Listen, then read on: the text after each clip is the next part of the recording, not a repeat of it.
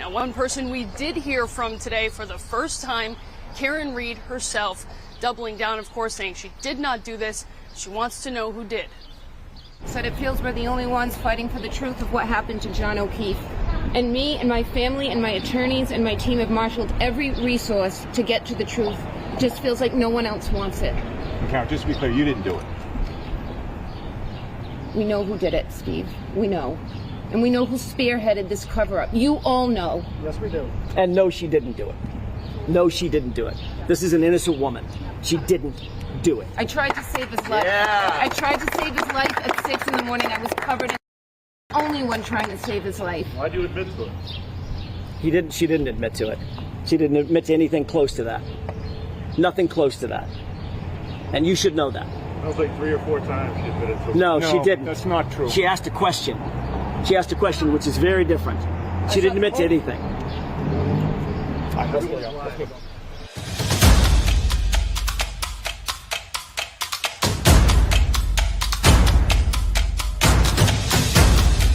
You are listening to the Roberta Glass True Crime Report, putting the true back in true crime.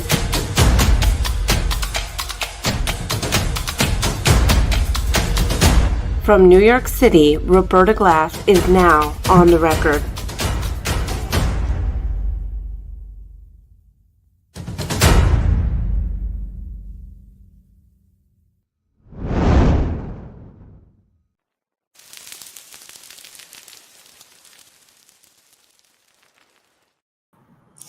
Okay, here we go. How is everybody? Nice to see you, Busty, Holistic Psychology, Comfort and Joy, Kim K, Amy, Tammie. Hello, Gizmo. How is everybody? So just when I thought I was out with Karen Reed, they pull me back in, free Karen Reed with their despicable money groveling, innocence fraud, reversal, Darvoing of us all.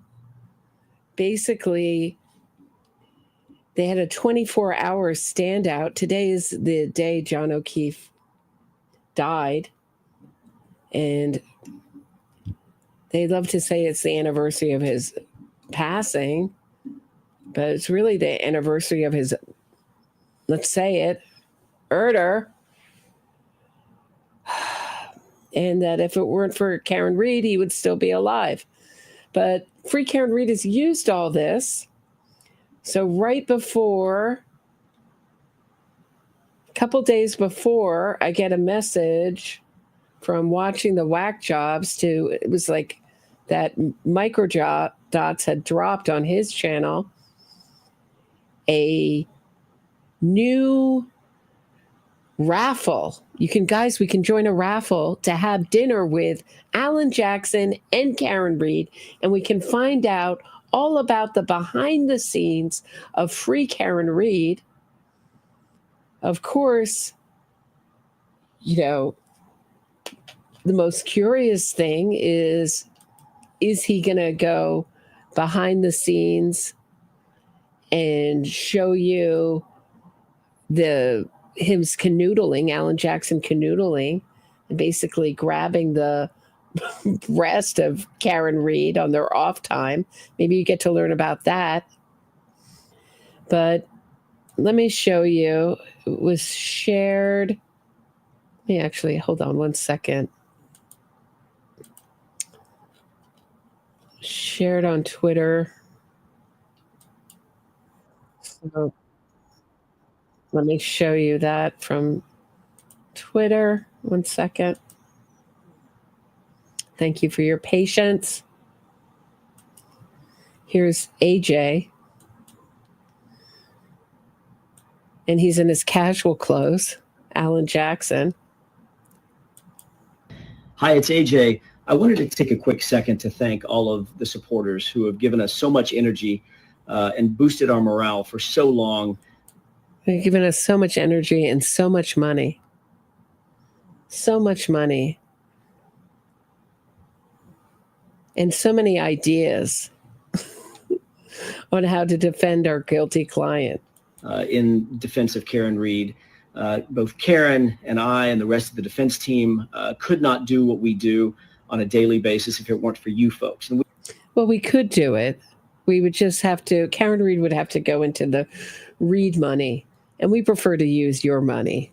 So suckers, there's a sucker born every minute. Keep handing over your money, because we know that there's always a large group of people who want to support an accused killer, especially an accused cop killer. Oh, it gets worse, guys. It's never a dull moment with Free Karen Reed. When you think that they can't go lower, they go lower.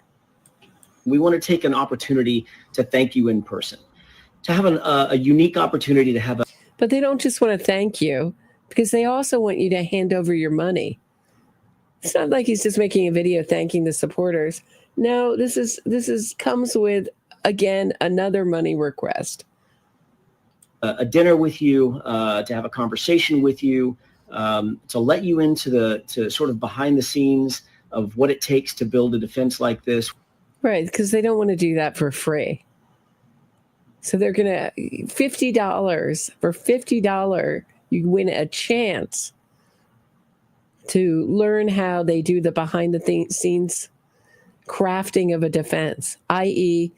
Karen Reed spits out her wild imaginations and we run with it in court. Karen Reed imagines things, we give it to Turtle Boy, and then he writes it down, and then we put it in our legal filings as it's been reported as. That's how it works. I'll save everyone $50. That's how it works. And then often we like to go out to fancy restaurants, and you'll see at the end of this, they have all these shots of them at different restaurants and stuff. Nowhere it's like a dive bar, always very places that you'd have to spend a decent amount of money. So we get drunk and hang out, and then sometimes I grab Karen Reed's breasts. Sometimes that happens at the end of the night. I put my arms around her, me, married Alan Jackson. Sometimes I just like to cup her breast in my hands. That's very good for crafting a defense. Breast touching is very important. It's what it takes to continue along the track that we're continuing, to have that no quit attitude at all times. And I'll tell you a secret, it comes from you guys. So I'm looking very forward to meeting. It comes from you guys and the energy I get from Karen Reed's breasts. Meeting some of you in person, to sharing a nice intimate dinner with you, to answering your questions. But if you want me to grab your breast, it's going to be, sorry, we're going to have to do another raffle for that. Really having a dialogue. But the main thing is to thank you for what you've done, what you continue to do. We couldn't be here if it weren't for you. We wouldn't be here if it weren't for you. So on behalf of the entire Karen Reed defense team, thank you so much. And I look forward to meeting you in person.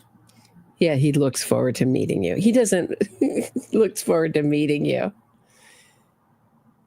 Looks forward to meeting you. I look forward to suffering through a dinner with some of Karen Reed's biggest groupies. And what's more interesting about this, or about the story, is that the link goes to a Facebook page that's private. So you have to be let into the Free Karen Reed Facebook page. This seems to me to be even enter this contest. Then you have to give $50. And so you don't know if any rules are being followed by this. It seems to me already to have it behind. And it is a free Facebook page, but you have to be accepted into it, so that already it's not really open to the public. This seems to me like this is another illegal raffle by Free Karen Reed, and one where they should alert Alan Jackson, the California bar. You can't do stuff like this when you're a lawyer, but you can, because they seem to be getting away with doing anything they want. But this seems way beyond the rules of conduct for raffles. They should be open to the public, and you also have to offer a non-money entry. So like someone could send an email in, but you can't just say you have to give $50 to get something. That's at least the rules in New York City. So this is their, hold on, I'm just going to turn down the horrible music. So this is the end with music of all the Karen Read supporters. There's her creepy family. There's Team Karen Read.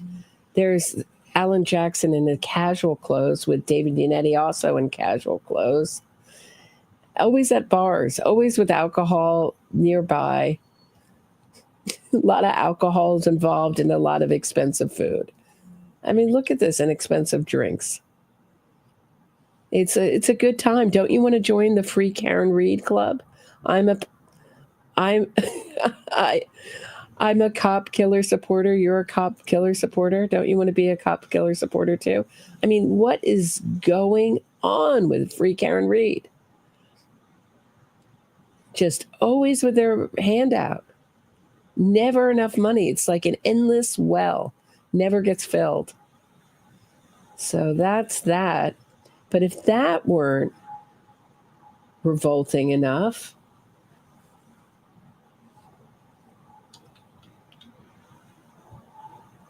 in comes NBC 10 with some of the worst reporting. They have a 24-hour standout starting yesterday in the freezing cold in front of the Canton Police Department to, quote unquote, remember John O'Keefe. So just let me get this. I won't bury the lead, not like NBC 10 does. This is a free Karen Read event. They want Karen Read supporters to donate the amount of John O'Keefe's badge, which I believe was $29.40. Correct me if I'm wrong. Everybody to donate $29.40. So they go in front of the Canton Police Department and say, well, we're the only ones remembering John O'Keefe by standing out in the freezing cold, raising money for his accused killer. What a better way to remember a murder victim than to raise money for their killer. And they're saying, well, John O'Keefe strangely gets forgotten in the story. Imagine that. When they've made Karen Read the total victim, they've attacked, reversed victim and offender, and they've made any of the witnesses in this case the real killer and the real perpetrator, and Karen Read the victim, and totally obscured John O'Keefe altogether. But in one day, they're going to virtue signal just to bring in some more do-re-mi for Karen Read. They always need more money. And NBC 10, you would think that this was a story about John O'Keefe's friends standing in front of the Canton Police Department, remembering a great police officer, a great friend, a great uncle. Oh no, they won't have anything to do with this money-grabbing grift. But you won't find that out until the end of the piece from NBC 10. Let's take a look. There's a few of these, so let me just show you the first one. There's a much better one with John Jackson, John O'Keefe's friend, which isn't on YouTube, unfortunately, but I'll show that one from the website. But let's start with the original one that shows up on YouTube. Unbelievable. I may blow a gasket today. I may spontaneously combust out of disgust during this show.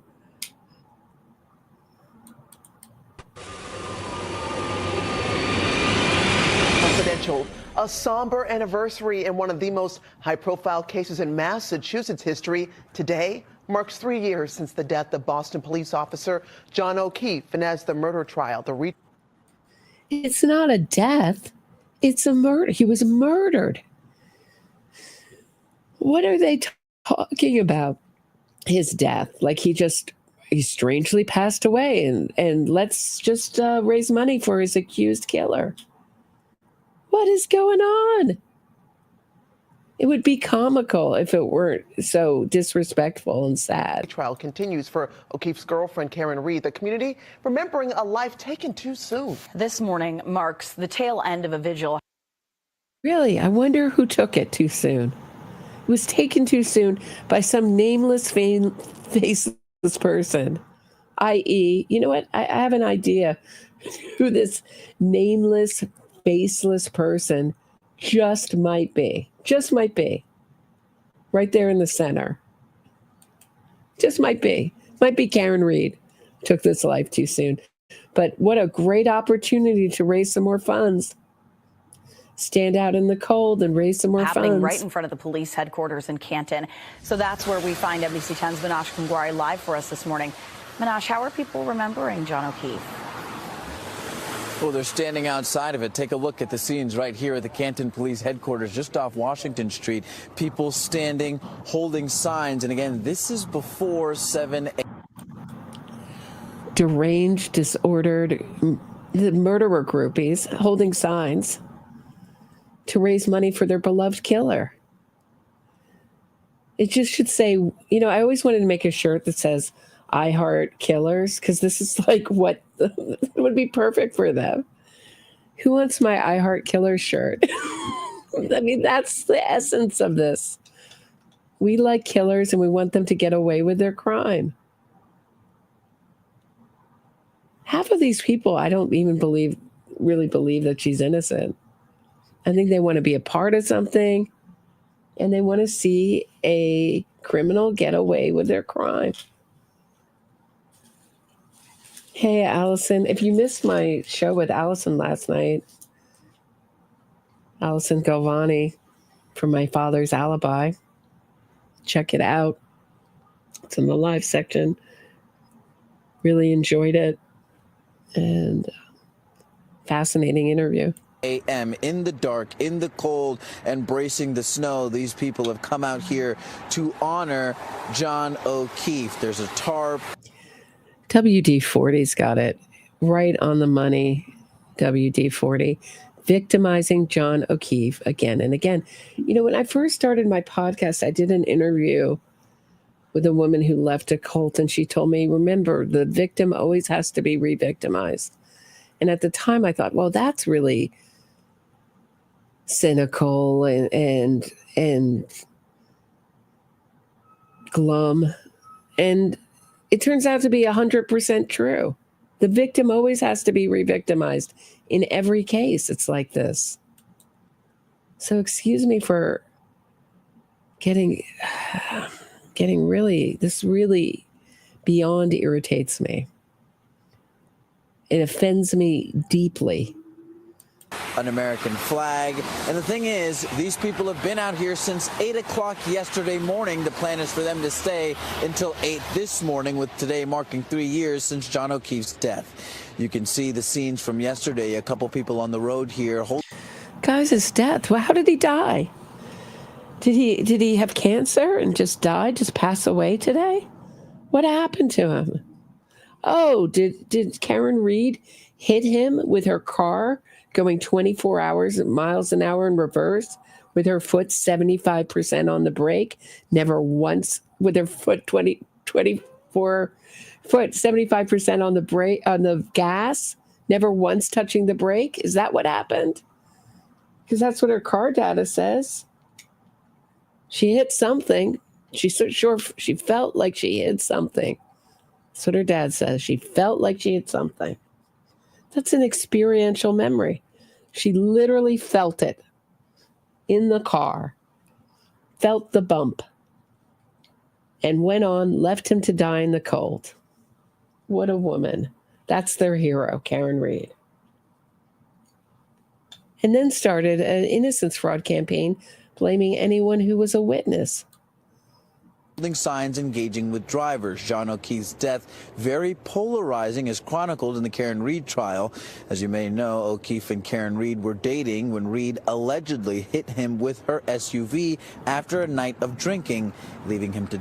Karen Reed made this polarizing to save her own skin. She started this innocence fraud campaign. Without the campaign, This would be a nothing burger. Hey, Dean Walker, thanks so much for the super sticker. This would be a nothing burger. Open and closed. Criminal case that we would have never heard about. Die in a blizzard. All along the way, John gets forgotten about. You know, you don't hear about him. You hear about everything else, but he gets lost. And if we can't give him 24 hours, then... Really, somehow he gets lost in all the popcorn, fundraisers, and free Karen Reed get-togethers. Somehow John O'Keefe gets lost. Isn't that strange how that happens? Isn't it strange that John O'Keefe, they're wondering why John O'Keefe gets lost? In the pink shirts and the pom-poms and the cheerleading for Karen Reed. Somehow John O'Keefe, the actual victim in this case, gets lost. Wow. Mind blown. I don't know what we're doing, right? It's the least the man deserves. Now, while the people out here tell me this is a nice gesture to honor... Right. It's a nice gesture, but it comes with a price. You got to hand over your money, and it's got to go to his killer, because the only way to honor a murder victim is to try to get his killer off. The fallen Boston police officer, O'Keefe's friends and family are not here by choice, with some of them saying this is a distasteful demonstration, a way of them raising money for Karen Reed's defense. And it should be noted, many of them tell me they also support Karen Reed. But for right now, we're live here in Canton. Minash Kungwari, NBC 10 Boston. Really? Many of them say they support Karen Reed. Try all of them support Karen Reed. Terrible reporting by NBC 10. Awful. Pitts, talk about buried the lead. You buried the lead, NBC 10. You buried the lead. Here, I have a headline for you. Murderer groupies exploit victim on anniversary of his murder. How about that? Raise funds to get his killer off. How about that?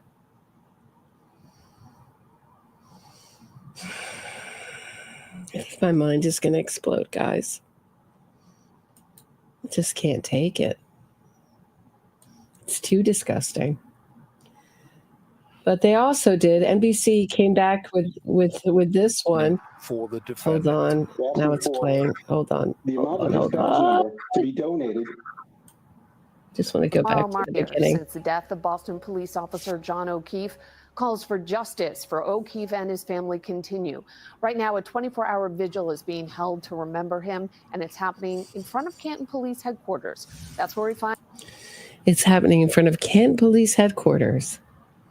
That's where we've checked in on this group of deranged and misguided fools supporting a cop killer. NBC 10's John Maroney with details on the vigil. John? JC, it's getting cold, but much of the group has been here since 8 o'clock. I mean, okay. So if I get 8 people and stand out for a cause, am I going to get this kind of news coverage in Canton? I mean, is 8 people in front of the Canton Police Department really a story? This morning and will remain until 8 o'clock tomorrow morning. John O'Keefe's family, however, will not be in attendance. It's great memories, but that's what we have now, you know? It's not right. We just don't have him here with us, and there's no reason he shouldn't be. John Jackson recalling his friend and Boston police officer, John O'Keefe. This group says it's doing the same thing, demanding justice for both O'Keefe and Karen Reed. I'm not from Canton. I don't know John, but you cannot demand justice for John O'Keefe while demanding that his accused killer get off. You can't. You can't be on both sides. Sorry, you got to pick a side. You're either on the killer's side or you're on the victim's side. There is no both sides in this. But what they're attempting to do is to take the victim's mantle, which they've done all along, making Karen Read the victim and usually obscuring John O'Keefe altogether. But now on this day, they strangely want to remember him one day a year. One day every 3 years, excuse me.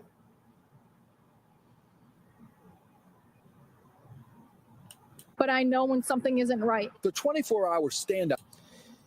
Yeah, but strangely, when you don't know that something's not right with this innocence fraud campaign. You haven't got clued into that yet, Jessica? Out in front of the Canton PD coincides with the 3-year anniversary of O'Keefe's death. Karen Read is accused of hitting her boyfriend with her SUV and leaving him to die in a blizzard. She denies the charges and says she's been framed. John gets forgotten about. You don't hear about him. You hear about everything else, but Right. You hear about the pom-poms in front of the court. You hear about our popcorn fundraisers. You hear about our endless fundraisers, some of which have to get shut down because they're not properly done. Strangely, it seems like we're going to have another one that isn't properly done. Hid behind a Justice for John O'Keefe, Free Karen Read Facebook group. And it disgusts me, turns my stomach that they keep doing this over and over again. Stop using John O'Keefe's name. he gets lost. And if we can't give him 24 hours, then I don't know what we're doing, right? The reason we're not participating is it's not a genuine honoring of John O'Keefe. It's not. Jackson is a friend of the O'Keefe family. He says the standout is being used. So this is just on the website, the NBC Boston 10 website. You can't see this on Facebook. So the other two things that are on Facebook are all like, you have to wait till the end to find out that some of them are free Karen readers, when in fact all of them are free Karen readers. And it's all a hoax to raise money for Karen Read by using John O'Keefe's death. Used to help raise money for the defendant. We're asking for the amount of his badge number to be donated to her defense fund. At a minimum. At a minimum, it's distasteful. This is not a fundraiser for Free Karen Read. This is the Free Karen Read movement honoring the passing of Boston Police. Give me a break. This is not a fundraiser. It's called admission in the negative for you. Officer John O'Keefe. Now there is another hearing for Karen Read Friday at Norfolk Superior Court. Her retrial is still set for April. We'll have in Canton, John Maroney, NBC 10 Boston. Right. So Friday the 30th, there's another hearing. So that's that. Hold on, let me turn this off so that's not my ear. Ay, ay, ay, guys. Talking about stooping low. So there is a new filing by Robert Alessi, Karen Read's pro bono lawyer. And what he's saying is that not only should Green testify,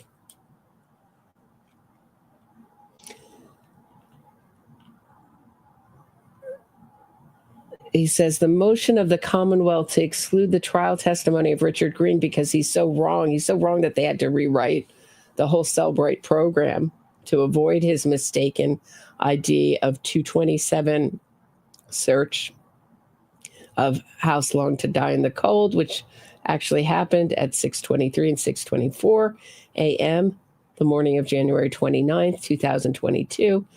But Robert Alessi's written an 11-page motion saying, among other things, let me read it to you. The motion of the Commonwealth to exclude the trial testimony of Richard Green is just the latest in the Garling gun dystopian approach of the Commonwealth to deny Miss Read the ability to present her defense through her well-credentialed her well-credentialed, methodologically reliable expert witnesses so she could have a fair trial against the baseless charges lodged against her. So always like this kind of bombastic language to rile up the Free Karen readers. And it goes on and on and on. And in Jessica Hyde says she strangely, they say in this that she strangely changed her opinion, but she talks about that in her testimony. It's not strange at all. It's not inexplicably how the Commonwealth they had to rewrite the program. It was a weakness in the program that Richard Green had brought their attention to, and they rewrote it. I think he'll still be allowed to testify. That's my thought. Anyone that Cannoni let testify in the first trial, I don't think she's gonna. I think she's too aware of her own ego and reputation. I'll put it that way. That she doesn't want to admit that maybe she let someone testify that isn't qualified. But if anyone gets excluded, I think that the Richard Green would be has the best shot. But of course, the Commonwealth is going to take as many shots at filing down the defense, and so will the defense to the Commonwealth. That's what these pre-trial hearings are all about. I may be streaming that hearing on Friday. I do have an early morning dental appointment, but so I may not be with it. I may just let it run at like 8:45. If it starts at 9, if it starts at 10, I may be back for it. So we shall see how that goes. What else do I have? Let me take a break, grab my bearings. Also, when we get back, we'll hear from John Jackson, John O'Keefe's friend, on the day of John O'Keefe's murder.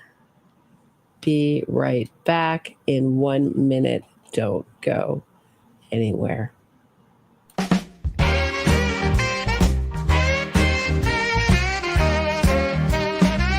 We don't take a break. Grab a snack or maybe a glass of wine. Roberta will be back in no time. This podcast is listener supported, so smash that like button and subscribe or become a patron for exclusive content if you are so inclined. Have something to say? Shoot Roberta a super chat. She will do her best to read it all air without delay. Now Roberta's back and ready to put the true back in true crime. Here's Roberta.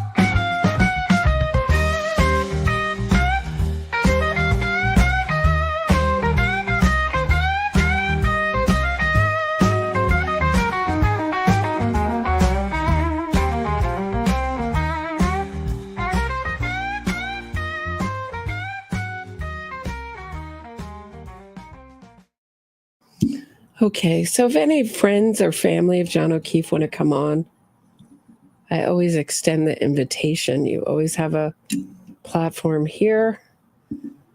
Certainly John O'Keefe is not forgotten on this channel and among this group, minus the fundraising efforts.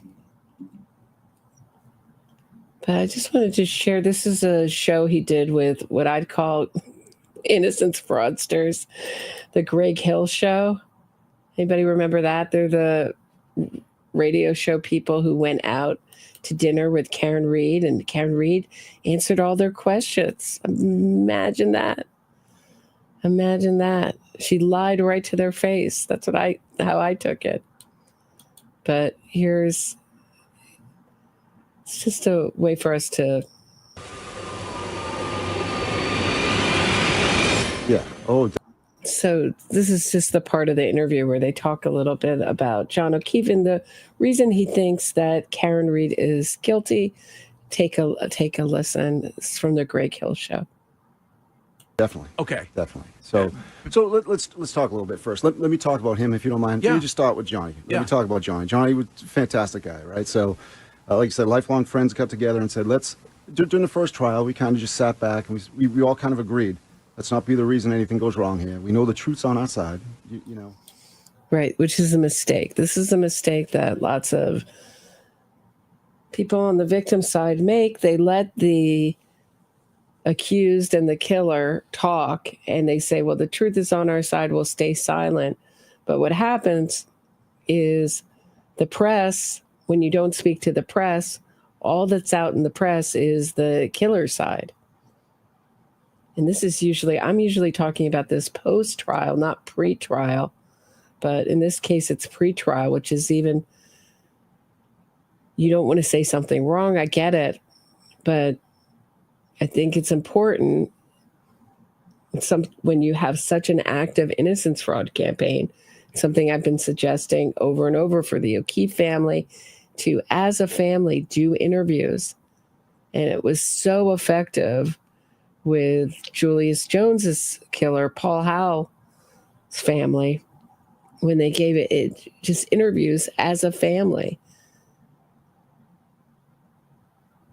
to anyone and everyone who would listen and get their side of the story out. It's really important. Unfortunately, it shouldn't have to be. The truth should be enough in this day and age, but unfortunately it's not. Just why these innocence fraudsters use our complacent press so much. The evidence is there.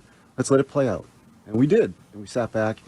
What we underestimated was the outside noise in the social media, sort of groundswell, if you will, that took off, and just the narrative got away from everybody. And of course, we watched the trial, and I didn't underestimate it. I knew the power of these innocence fraud campaigns because I've been talking about this. It's getting close to a decade now, 9 years. So I'm very well aware of the power of it. And they can turn everything on its head and make the victimizer the victim and vice versa. So when the Free Karen Reed people say to me, ha, you're wrong, she's going to get acquitted or she's going to get exonerated, as they like to say, they may be right. She may get away with all of this. I always say she may get away with all of it. I'm not convinced Turtle Boy is going to get convicted of any of the charges either. He's given himself a real first A class in innocence fraud. So I'm not convinced that she's going to get. The reason I talk about Karen Reed is not because I'm so convinced that she's going to get convicted. I'm convinced she's guilty, but that is not the same as saying she's going to get convicted. we know what we saw in the trial. Now, we talk about it later if you want, obviously. Yeah. But, you know, all that stuff aside, the thing that's getting sort of pushed to the background is Johnny, you know. And so as one of his friends, you know, we want to make sure that, you know, his memory, everybody who thinks about this trial thinks about him first, right? Put his thought in your mind first, because that's ultimately the real victim here, the ultimate victim here. No matter what you believe in this case, he's the guy, and you said it yourself, yeah. Justice for Johnny. But, I mean, he was such a tremendous guy. And I'll tell you a little bit. So we went. Right. I mean, I agree with him. He's the victim, but I would rather the free Karen Reed people keep Justice for John out of their mouth, frankly, because they don't mean it. Justice for John, if you're a free Karen Reader, means let Karen Reed, let his killer go and absolve her, and this will never end. Once she's acquitted, then she's going to sue civilly for wrongful accusation, wrongful arrest. It's going to go on and on and on. And if she's convicted, then they're never going to stop freeing her. This fundraisers will continue on. This will not end with her conviction. It will just keep going on and on and on and on. It's very hard to stop something that's making money for people. And free Karen Reed, certainly not this side, but the free Karen Reed side is a moneymaker. And it makes me howl with laughter when they say, when the Free Karen readers accuse me of exploiting John O'Keefe's murder. I mean, come on. Went to Northeastern together, right? In those years, we AF all the time. Hillman, right? So all the crazy shows. It's just like so funny guy. We commute together. We didn't live there. We commuted. So he had this terrible car back in the day. I can't even say the word he called it, but he had this terrible car, and we'd drive in, and there was a song, Gallows Pole. You guys played it all the time. Okay, we'll go. I'm sorry to stop John Jackson in the middle of his story. D, we'll go back a little bit. D asks Roberta, who's behind all these innocence fraud campaigns? Specifically, other than the obvious, who's benefiting behind the scenes? It's a large cast of characters. It depends on which campaign it is, and they all get ideas from each other and from the other side, from people like me. So if you think that, using the victim, we're talking about, the family, that why they're doing that now, it's, trying to emulate the other side and bring that back as a point to their side, that we're the only side that really cares about justice for John O'Keefe. The other side doesn't care. They just hate Karen Read or is jealous of Karen Read. It's the Innocence Project. It's the ACLU. There's all sorts of cast of characters, a whole cast of lawyers that are getting rich, suing civilly for wrongful convictions and getting these people out. So, it's a long, long list of people. It's also the people like Joe Berlinger, who's made innocence fraud documentaries. So the people who make the documentaries are getting rich. The journalists like Sarah Koenig from Serial are winning awards. She won the Peabody for Serial, because if you do a podcast about a rightfully convicted killer, you're not going to get an award. But if you do a podcast about a wrongfully convicted killer, bring on the Peabody. So it's just a money grift, and it's huge. It's too big to just list off, but that'll give you an idea. There's also people like Lonnie Surrey, who's a PR agent, who was a PR agent for Marty Tankleff, who was convicted of killing his parents, Arlene and Seymour Tankleff, and got his conviction overturned on a technicality, and then they decide not to retry him. And he's convinced, he's thrown out all his PR about his case. He now teaches classes.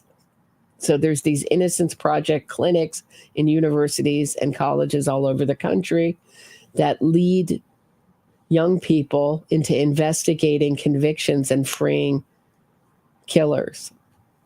And Marty Tankleff does that at Georgetown alongside Adnan Syed.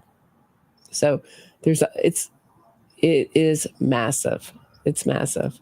Yeah. So let me go back. I interrupted John Jackson's story. It was a song, Gallows Pole. You just played it all the time. So, Gallows Pole, right? Yeah. And he was pretty straight-laced, great sense of humor, but he was, pretty put together. And every time the song came on, he'd roll the windows up so he could belt it out as loud as he could. You know what I mean? Yeah. And just really let it go. And then as soon as the song's over, roll the windows down, but every morning with you guys, had to listen all the time. But walk for change and all that stuff. We saw you guys many times. That's a funny story. You can picture that, right? Who else can picture that? Him rolling up all the windows, John O'Keefe rolling up all the windows and singing at the top of his lungs, then rolling them down like nothing happened. I would include myself in this, that I don't think there are a lot of guys who would do what he did when it came to adopting his niece and nephew. Yeah. So, and so sounded like, and my interest in this is that, first of all, my interest, like everybody, like you, I wasn't there. I don't know what happened. Yeah. Can we stop this argument of I wasn't there? Are we not going to have an opinion on anything that we weren't there for? Sorry, I don't know. I wasn't there during World War II. I don't know what happened. I wasn't there. I just wasn't there. Don't know. I mean, are we really going to say that we can't? We know that we can't look at the evidence and make a rational decision, looking at all the totality of the evidence in this case, which is probably more evidence against someone than most cases I talk about. We really can't make his interest is in freeing a killer, is watching a killer get off, probably because he has some kind of chip on his shoulder against the police. So many of the free Karen readers do. Or maybe not. Maybe he just wants to see a killer get off.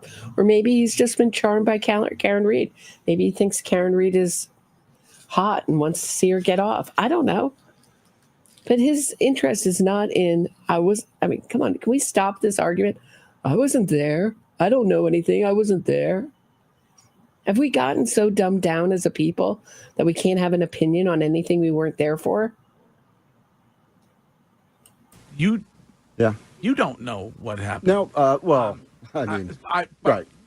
It's in terms of like eyewitnesses and stuff like there's nobody right, of course. Well, explain to me if you do know what happened. Sure. How do you know what happened? So let's start back. Let's start back with again being close with the family, right? So the family and friends, we all know him and his personality and who he was, and he was not like an intensely like violent guy or anything. He was pretty laid back and like it wasn't like so to hear these stories about like fights and anger and resentment with other we can get into calling out or anything you want, right? So all this stuff, it just wasn't his nature ever, at all. So to hear like, oh, he had a beef with this guy and that, like, he's like, it wasn't his nature to get into fist fights. It also wasn't his nature to miraculously walk on air and escape the human eye and get into houses that no one saw him enter and get out in a way that leaving no evidence that he was ever thrown out on the front lawn either. Really, John Jackson, he didn't have that mystical power to get into 34 Fairview and miraculously get in a way that no witness saw him, even escaping his own technology on his phone. Jill D, thanks for the super sticker. Nice to see you. Thanks for the support. I appreciate it. It just wasn't his personality, first of all, right? Like, we can start at the base there. But then immediately after the situation happened, the family and the close friends all got kind of these vibes from her saying, like she just changed on a dime, like her person, the way she interacted with the family. And it kind of set them back because, you met her, obviously. I've never actually met her in person, just, And feel lucky for that, John Jackson, that you never met Karen Reed in person. I'm sure Karen Reed has taken a screenshot and has John Jackson on her dartboard. It's plotting out how to accuse him of this crime herself now. I hope she's convicted. I'm just not saying. I know the power of these campaigns. I've been let down too many times. I just know they're very powerful. And the point is, I've never seen a pre-trial innocence fraud campaign like this. And what they've done is they've totally poisoned the jury pool.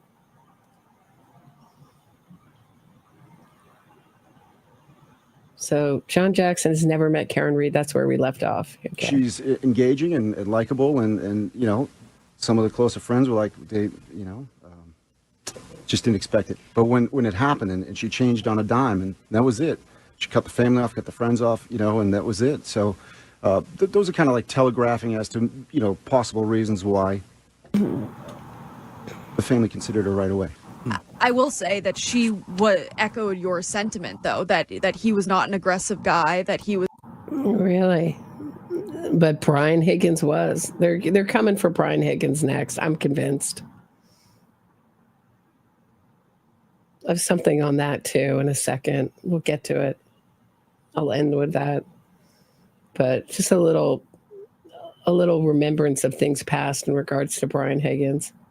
Was not somebody she told us, because I made sure to ask the question. I saw the rumors that John may have brought to light maybe Colin Albert and some drug accusations before this all went down, and she said that never happened. People are trying to make it more No, wasn't that planted by Kate Peter to troll Turtle Boy? That was all planted by Kate Peter to troll Turtle Boy to see if he'd run with it. And he's like, I don't know if this is true or not, but he didn't really, he just threw it out there. And now she's repeating it, something that's already been debunked. I mean, this is how, it's like the same people are like, who's saying, I don't have an opinion on something because I wasn't there, are the same people who will say, well, what I heard was, and not check it out. Maybe check out what you're hearing. Do just a tiny bit of research, just a tiny bit. dramatic. Sure. They're trying to add more flame to the fire. Sure.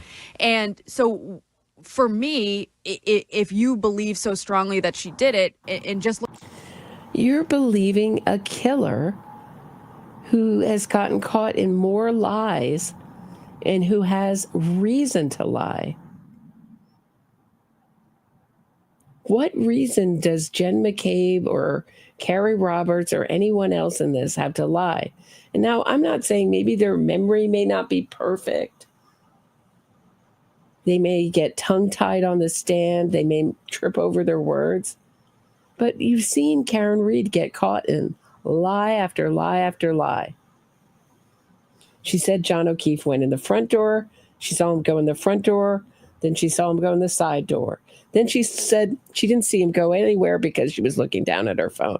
We have 3 stories about John O'Keefe getting in the house, all from Karen Read's mouth. And nobody raises an eyebrow. looking at the evidence, how could she have been there and hit him at the time that they say he died if she was already at his house? Sure, you're talking about the Wi-Fi. Yes, yeah. Right. So, well, because I'm just, right. That's just my mind when Sure. watching this. Sure. So, I mean, we can get specifically into it, like in terms of like the car data and stuff like, So, Yeah. so the Lex.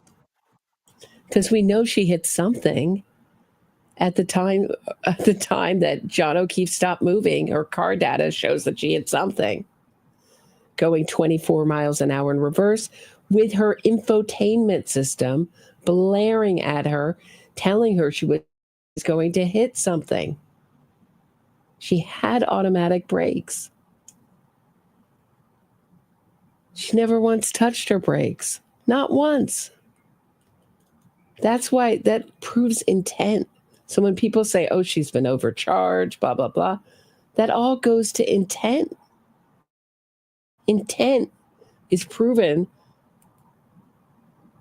or at least you have a theory of intent. It hasn't been proven yet, at least legally wise, if you want to get technical, because the jury hasn't ruled on it, but okay.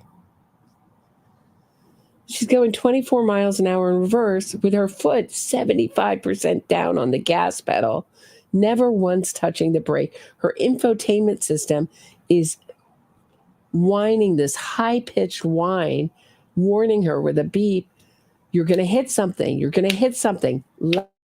Louder and louder and louder, the closer she got to John O'Keefe, until she hit him. And then she says, well, he didn't look mortally wounded. How do you know? Because you seem to know right at the time that he was dead. That morning, the morning of January 29th, you seem to know he was dead. You were telling everyone he was dead. So my theory, this is just my opinion, theory, is that when she says he didn't look mortally wounded, I think she looked at him on the ground before she took off. And let's get back to Karen Read's own words. The point was to teach John O'Keefe a lesson, at minimum, and it was planned. I think she'd been fantasizing about doing something like this And she knew John O'Keefe didn't wear a coat. And things could get very uncomfortable and deadly should he be incapacitated in the cold like a nor'easter that was coming. He told her in text messages, a nor'easter's coming, a nor'easter's coming. Everyone had to be talking about it the night of January 28th, 2022, when they went out that night. And what if I just clipped him a little with my car and he couldn't move and he got caught in the cold?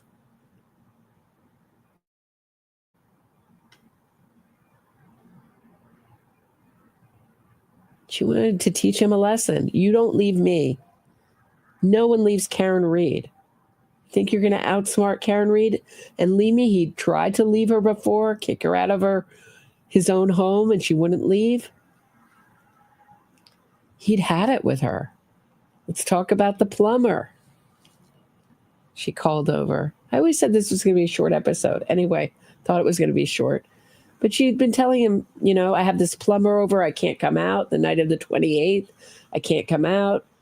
I'll be there, but I have to wait for the plumber. He went to Home Depot and he'll be back mañana. Her words, mañana.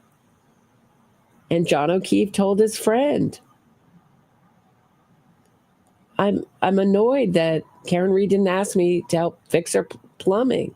I would have fixed it for free with my papa, who's a plumber.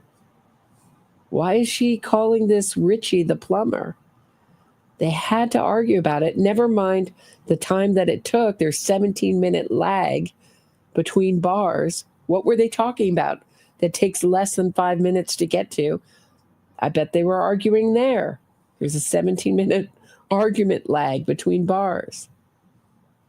And I'm sure it continued on all the way to 34 Fairview, this argument. So John O'Keefe had enough, said, I'm done. And that's when she decided to run into him in reverse. Her Lexus had tech stream data on it, and which these ARCA guys did not even look at. They're experts in this tech stream data. It's on their website saying this is what we do. It's the most, and they didn't bother looking at it. Mm-hmm. So we don't know what their questions. Right? We can get into that too, but we don't know what they were actually looking for if they decided what they decided without looking for it. But that tech stream data. If you follow the timeline there's about 5 or 6 minutes between the time, close to 5. I mean, it depends on if it's, 4:59 or whatever, right? So there's about 5 minutes there between when we believe the accident happened and when the Wi-Fi connected. Now, the Wi-Fi can connect outside the house. You can pull in the driveway and that Wi-Fi can connect. It doesn't have to be, I'm sitting in front of the router. This is interesting.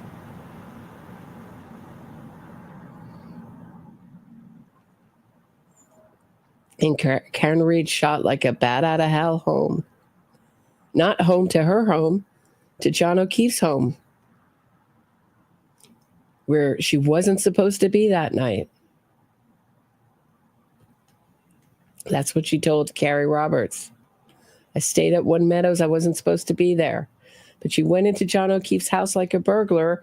Strangely, when they came back to look for John O'Keefe, Karen Read was the only one who didn't take off her shoes. Why wasn't she obeying John's rules? Because she knew they didn't matter anymore. John O'Keefe was dead. His rules didn't apply anymore. All these details are important. They're not everything, but they go into the totality of the evidence. They are important. Free Karen Reader will listen to this and say, oh, you think she's guilty just because she didn't take off her shoes? No, it's the totality of the evidence we're talking about here. Hey, Heisenberg, nice to see you. They've pulled me back in, Heisenberg. Thought I was going to take a little break, like a week break or something from Karen Read. But they pulled me back in with this nonsense. They know the new evidence coming in will be your downfall. Good point, Heisenberg. Their new motion against prosecution is laughable at best. Against the prosecution is laughable at best. It's really filled with hyperbole and swipes at the Commonwealth for just doing their job and prosecuting the case.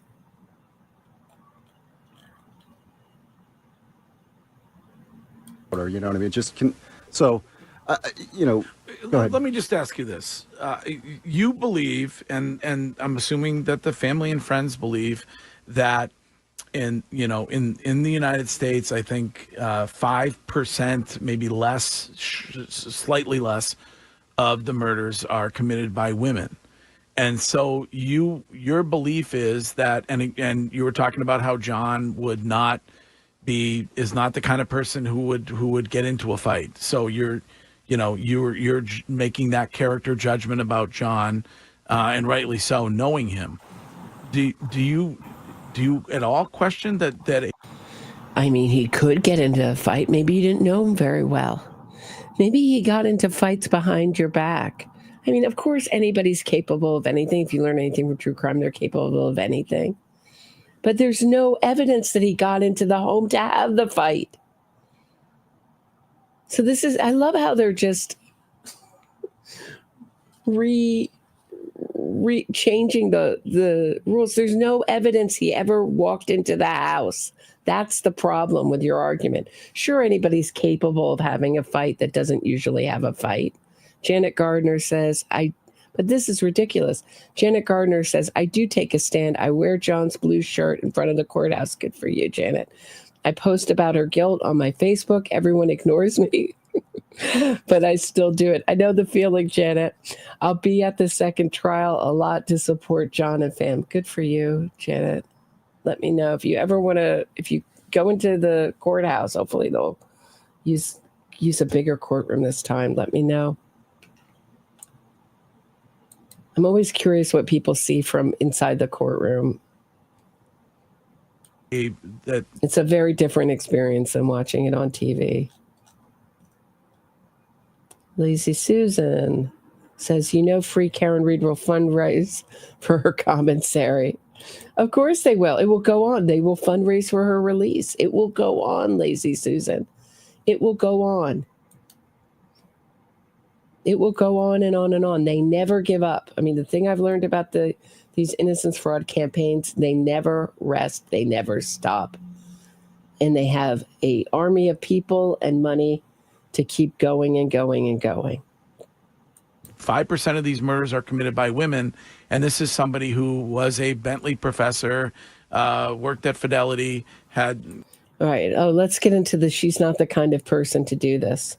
So if John O'Keefe isn't the kind of person, then Karen Reed's not the kind of person to do this. But we've also heard the rumors that Karen Reed lit one of her ex-boyfriend's car on fire, held a knife to someone's throat. Those are the rumors going around. We haven't found any police reports to support them, but they go on and on and on. Certainly is the type of person to start a witness harassment campaign, which is cruel enough to innocent people. She's happy to accuse innocent people of murder and make their lives hell and bring them to tears and have their kids have to drop out of college because of the anxiety that it brings, and never once saying, hey, supporters, don't harass witnesses.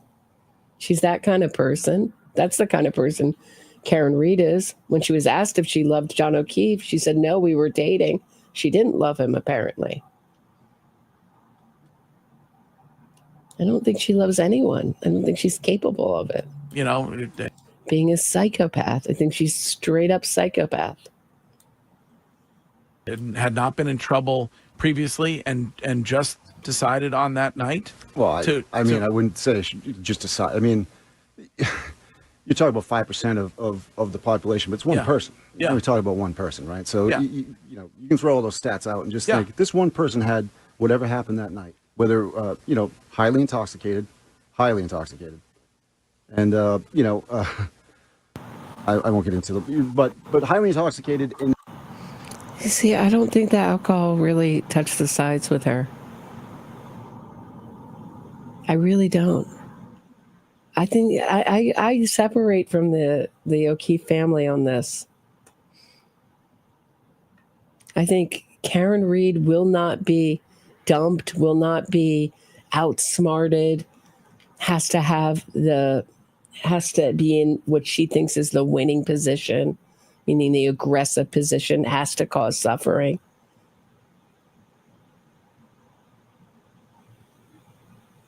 And that's what this is all about.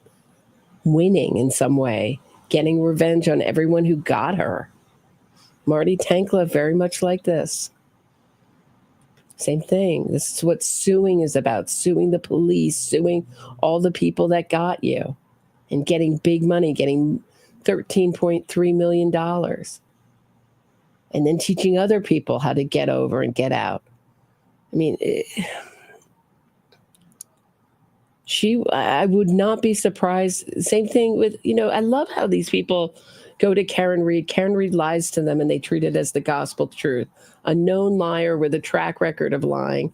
Same thing with Amanda Knox. She's now a convicted liar, slanderer by Italy's highest court. And the press is still running to her. It's like, Amanda, you told us the truth. You're telling us the truth. We'll run with your story. Let's make a Netflix thing around the liar's story. That moment, whatever happened in that moment, there was something, right? Yeah. That happened. So I want to ask this question because I wasn't as vested as Greg and Courtney is. Does the family and you guys believe that it was something that was just everybody was kind of? You know what? I'm just going to say, I read an article. It was so illuminating. Because it's been what I've been kind of coming to the conclusion that, everybody talks. This is something I talked about with Allison Govani last night.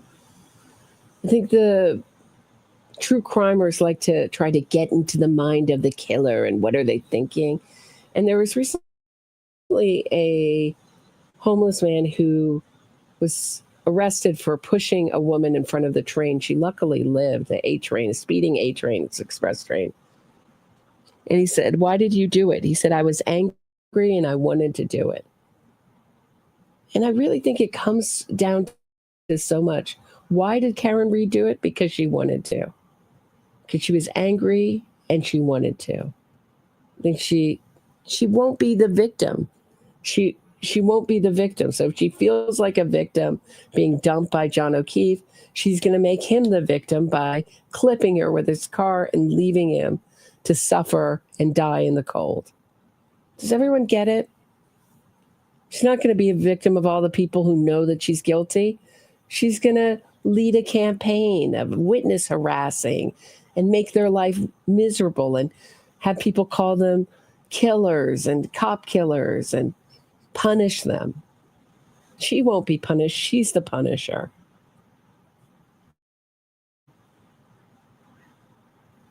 Very drunk.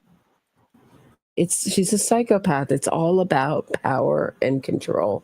Ultimately, what I'm describing is power and control. And it was an accident, or does they feel like there was a little bit of intent there? Sure. So I can speak to that. I'll speak about me personally.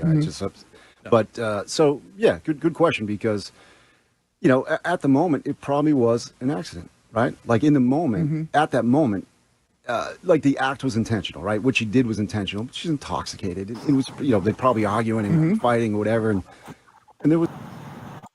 The act wasn't how we know it was intentional and why she got a second-degree charge. I'll go over it one more time. Her foot never touched the brake. Her infotainment system was beeping and blaring at her. And Karen Read herself said it would be a mistake to not think that this was planned. The point was to teach John a lesson at a minimum. I happen to think Karen Read was telling the truth there. Now, of course, she was blaming the McAlberts at the time, but I think that's the closest we've had to a confession from Karen Read. That's my opinion. Right. And right after, "Thank you, King of Kings," she said, "John, I hate you." It was an expression of her anger. She certainly meant to do it. Everyone puts the kindest face on it. Well, she was so drunk, she didn't know what she was doing. She was so intoxicated, she didn't know. No, she knew. She's a habitual drinker. No one that night, no one that morning said she was so drunk. You know, the act was probably accidental. Mm-hmm. But the problem that we have is that happened at 12:30-ish at night, right? Mm-hmm. 6 o'clock in the morning, right?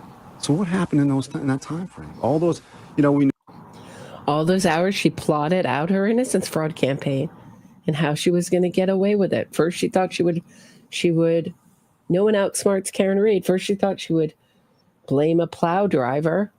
Then she thought up something else. Then she thought up a dog bite. Doesn't it look like a dog bite on John's arm? Then she went with that. And he looks like he's been beat up. Oh, he was beat up in the house. Someone beat him up. One of those cops. And they're all staying silent. Thin blue line. Went with that. I think at one time it looked like from Yanetti's, from the first for her arraignment, it looks like she was going to go with Karen Reed had her brain tumor was causing some sort of medical accident. But might have gone with that. That seemed like Yannetti was throwing that in the mix when he was talking about her non-existent brain tumor to the court. I mean, why isn't Alan Jackson being reported to the California bar for this fundraiser that he's hawking? That's what I want to know. And why isn't Yannetti being reported for all these lies that he tells the court? She's got a brain tumor. Her car wasn't in the same condition it was in when she gave it to the police is when they got it. What? It's been reported as, meaning Karen Reed thought up something, thought up a defense and leaked it to Turtle Boy. Now we can reference it in our own legal filings. Why isn't anybody reporting these habitual line stepper, criminal lying defense lawyers? Because they make a joke out of their profession. And if they were any good, they wouldn't have to lie and go out and go outside the confines of the laws of their profession to do their job. You know, she called her parents at 1 o'clock in the morning. Who calls their parents at 1 o'clock in the morning? Because I just saw my boyfriend walk into the house of a party I dropped him at. Maybe it was a butt dial. Hey, maybe it was a butt dial. There were a lot of butt dials. There was a lot of butt dials. We can get into that too. But do those bother you at all? Oh, sure. Look, I'll tell you flat out now. Like, again, speaking of myself, you know, we're not. The investigation wasn't perfect, right? Okay. To say the least. Well, that's right? what I want to get into. Yeah, so the jury, it was a mistrial. Yep. And I don't know any other way. Hey, show me a perfect investigation. Anybody seen a perfect investigation? All you true crimers, who's seen a perfect investigation? Especially in a nor'easter.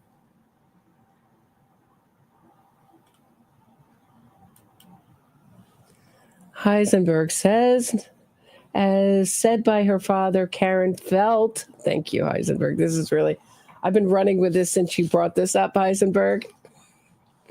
Felt she struck something. She had two opportunities to step out and check behind her vehicle. She didn't and left. I felt she glanced at him, though. Don't you think that when she says he didn't look mortally wounded? Don't you think that? But she lies so much, who knows? I always thought she kept, from that, she took a glance at him. But maybe you're right, Heisenberg. She felt you cannot strike something and not feel it in your car. All you drivers out there. Who's driven a car? I'll raise my hand many a time. If you've hit something, you feel it. Thanks, Heisenberg. Appreciate your support. She had two opportunities to step out and check behind the vehicle or go back and check on him when he didn't call her back or didn't get in touch with her. Make sure he's okay or save his life. But she was A-okay with him dying. She was more concerned with saving herself. So she got ready. She got two witnesses together and she got her grand performance together for that morning. She needed two people to watch her return to the scene of the crime and discover John. It's a little bit like those 911 calls that are really meant to report. They're not really a call for help. That's what I think of that return to 34 Fairview with Jen McCabe and Carrie Roberts, so she can put on her grand performance. Anyway. I assume you think that the state did not do a good job prosecuting the case. Well, we'll find out in terms of with those affidavits and stuff what actually happened with the jury. You know, the actual numbers of the jury. But it was a mistrial. It was a mistrial, yeah. So the jury was not able to come to. That doesn't mean there could have been two. My feeling was, with a fair, impartial jury, they would have gotten a conviction. I think there were free Karen readers on that jury. Turtle Boy was saying, if you can sneak on and nullify the jury, do it. Just don't tell anybody. Just don't get caught. Certainly one did get caught and got thrown off. So who thinks that it was just one juror, free Karen reader, got on? This small area, when I've been to Massachusetts, the whole state is obsessed with it, this case. You cannot not know about this case in this area. All right. Anyway, I just wanted to play some of the remembrances of John, but maybe we'll return to this interview at another time. It's getting a little bit late.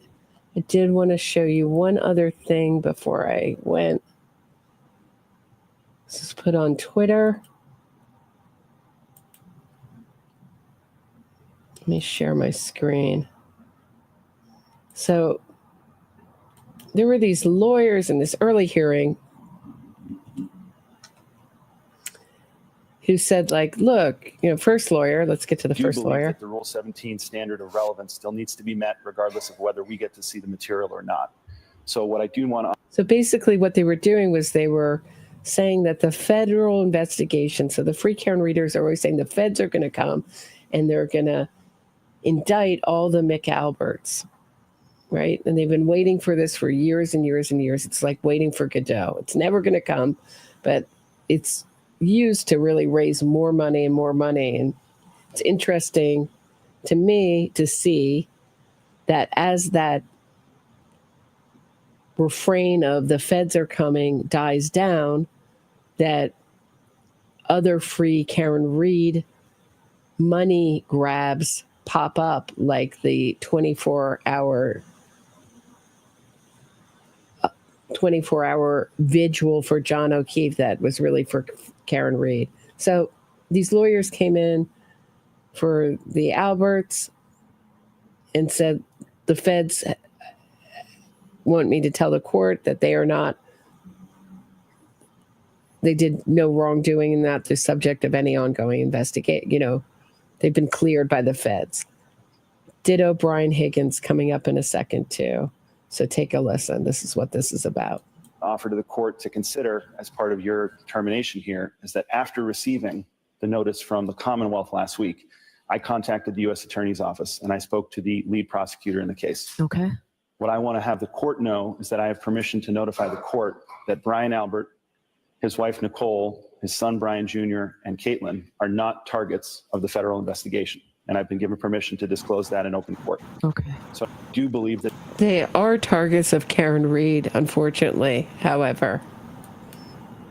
And here's Brian Higgins' lawyer. Faith basis to believe is information contained in the materials provided by the federal government to the parties in this case.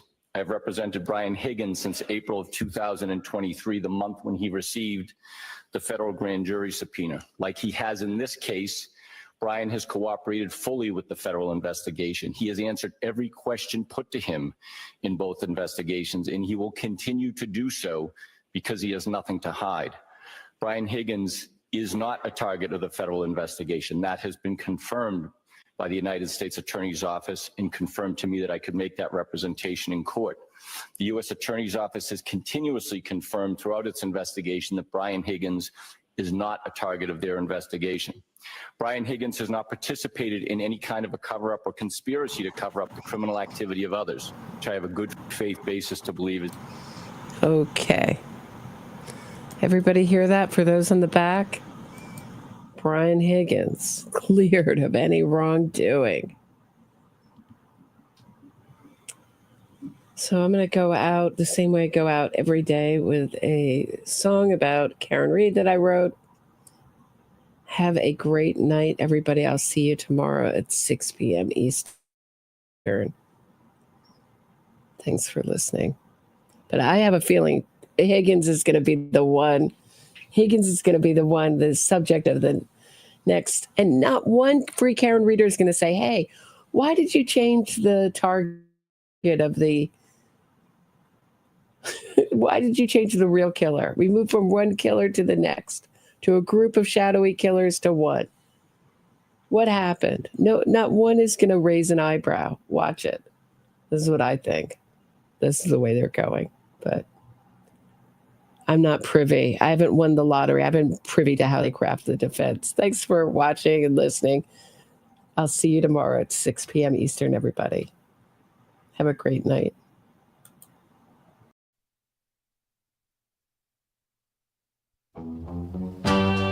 I hit my boyfriend with my car. It wasn't an accident, but with lying lawyers I'll go far. Lying lawyers and witness harassment, I'll avoid prison. It was snowing. I pushed the pedal down, hit him hard. Now the legal system a clown. Innocence fraud campaign to save my skin. Making money, truth is my second victim. Carry, Jen, like John, you were my mom. My innocence fraud campaign is my biggest hit yet. I hit my boyfriend with my car. It wasn't an accident, but with lying lawyers I'll go far. Lying lawyers and witness harassment, I'll avoid prison. It was snowing. I pushed the pedal down, hit him hard. Now the legal system a clown. Innocence fraud campaign to save my skin. Making money, truth is my second victim. Carry, Jen, like John, you were my mark. My innocence from